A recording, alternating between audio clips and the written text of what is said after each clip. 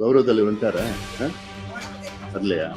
ஏன்னா காலையில ஒரு கூட்டு பிரார்த்தனை நம்ம பண்ணோம்.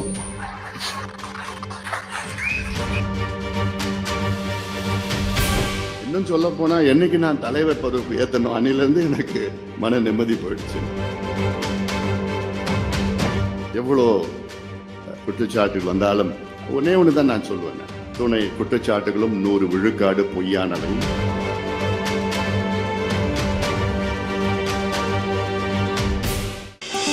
ஆச்சி பாதாம் ட்ரிங்க். ஆச்சி பாதாம் ட்ரிங்க் ஒன்னு வாங்கினா ஒன்னு ஃப்ரீ. கௌரவ தலைவர் வந்துட்டாரா? வரலையா? இன்னும் 4 சரி. ஏன்னா காலையில ஒரு கூட்டு பிரார்த்தனை நம்ம பண்ணோம்.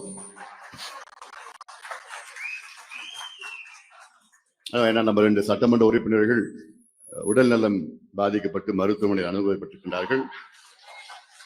அதில் காலையில நான் சேலத்துல கூட்டு பிரார்த்தனை எல்லாம் செய்ய சொல்லியிருந்தேன். அதில் ஒருத்தர் வந்துட்டார் நினைக்கிறேன். இன்னும் அதிகமா பிரார்த்தனை பண்ணணும். உண்மையை நான் சொல்றேன், நான் சும்மா நான் விளையாட்டுக்கெல்லாம் சொல்ல, உண்மையை நான் சொல்றேன். நல்லா இருக்கணும், எல்லாம் நல்லா இருக்கணும்.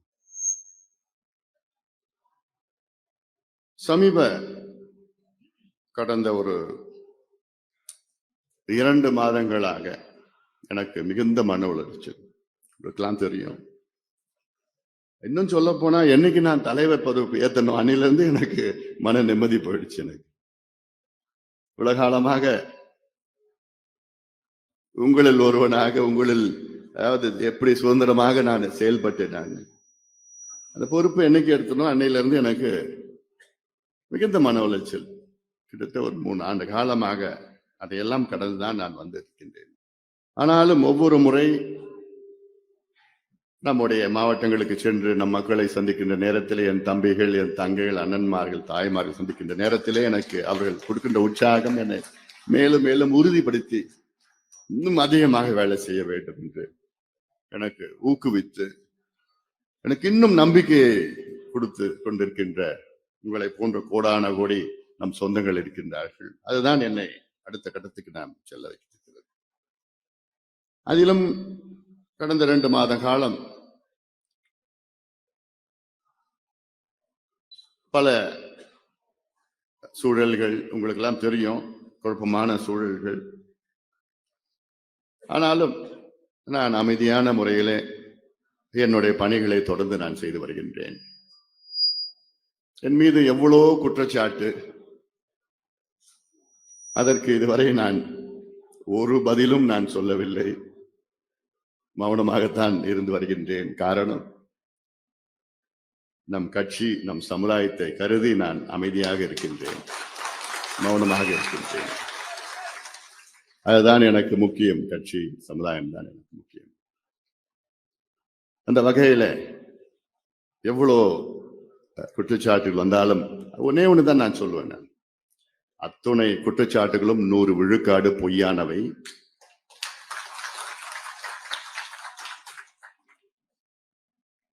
அது மட்டும்தான் இன்று உங்களுக்கு சொல்ல முடியும். அது உங்களுக்கும் தெரியும். அது இங்கே மேடையில் இருக்கிறவர்களுக்கு அத்தனை பேருக்கும் தெரியும். உங்களுக்கு நிச்சயமாக தெரியும். என்னுடைய நோக்கம் என்று ஐயா அவர்கள் நம் கட்சியை தொடங்கியிருக்கின்றார்கள். 45 ஆண்டு காலம் உழைப்பு. நம்முடைய வேலுச்சாமி அவர்கள் சொன்னது போன்ற சாதாரண உழைப்பு கிடையாது. இனி ஐயாவை போன்று யாரும் பிறக்க முடியாது. அவ்வளவு தியாகம், அவ்வளவு உழைப்பு, அவ்வளவு அர்ப்பணிப்போடு இந்த கட்சியை தொடங்கி இந்த கட்சிக்கு கொள்கைகளை வகுத்து இந்த கட்சி சமூக நீதி, சமத்துவம், ஜனநாயகம், சுற்றுச்சூழலை பாதுகாக்க, வேளாண் வளர்ச்சி, நீர் மேலாண்மை, கல்வி, சுகாதாரம் அத்துணை செயல் திட்டங்களும் கொடுத்து தமிழ்நாட்டிலே பாட்டாளி கட்சி ஒரு சிறந்த கட்சி. பாட்டாளி கட்சி தமிழ்நாட்டில் பல சாதனைகளை செய்து கொண்டிருக்கிறது. இந்தியாவிற்கே சாதனைகளை செய்து கொண்டிருக்கின்ற கட்சி இது.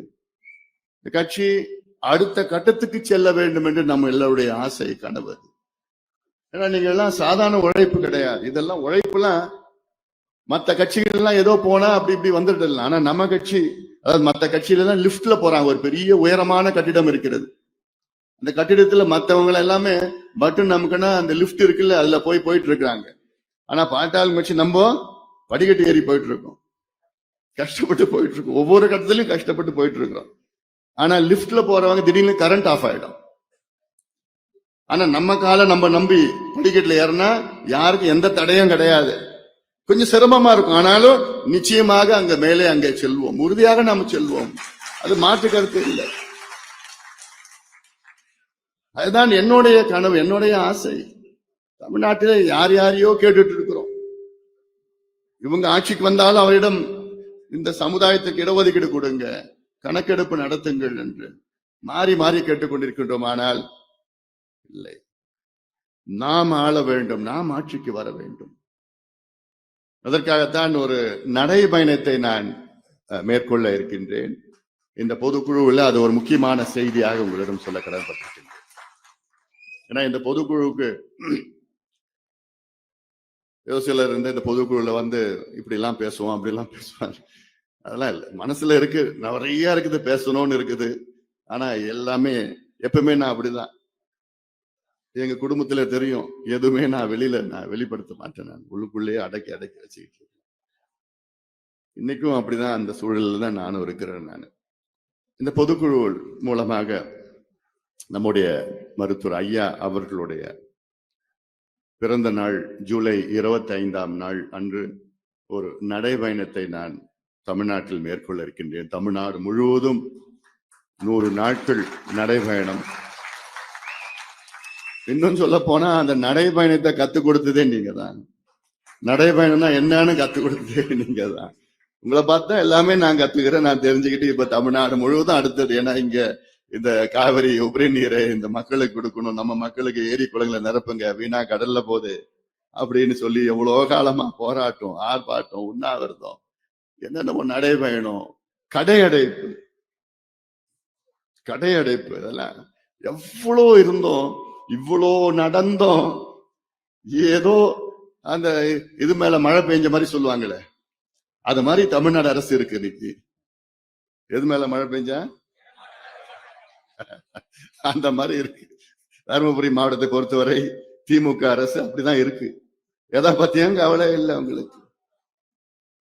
ஏன்னா போன தேர்தலே தெரிஞ்சு போச்சு அவங்களுக்கு, இந்த தொகுதி, இந்த மாவட்டத்துல ஒரு தொகுதியும் வெற்றி பெற போறது கிடையாது, இந்த தேர்தலையும் ஒரு தொகுதியும் வெற்றி பெற போறது கிடையாது திமுக. அது உறுதியாயிடுச்சு. இந்த மாவட்டத்தை கழுவி விட்டுட்டாங்க, அவ்வளவுதான் திமுகவில்.